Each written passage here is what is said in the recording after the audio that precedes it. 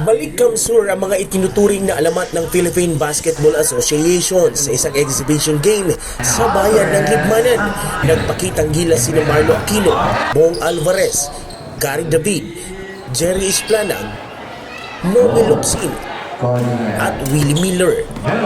Kalaro ng grupo sa BJ Basketball Tournament ang Team Libmanan kasama si Governor Luigi Villapuerte. Natutuwa po ako. Of course, syempre andito si Governor Luigi at binisita po tayo ng mga legendary PBA players na lubos na nakapagpasaya po sa ating mga kababayan sa bayan ng Libmanan. Nakakatuwa yung pagtangkilik ng mga tao. Kitang-kita na mahilig talaga sa basketball lahat. No? So nakakatuwa. Siyempre yung governor natin, ayaw magpatalo talaga. So siya yung bumubuhat. No, magaling maglaro. Nakalaro na rin namin to the last time. And siya yung pumatay, siya yung tumalo sa... Dagdag galaw sa mga dumalo ang mga komedyanteng celebrity na sina Jean Padilla at Onyok Velasco.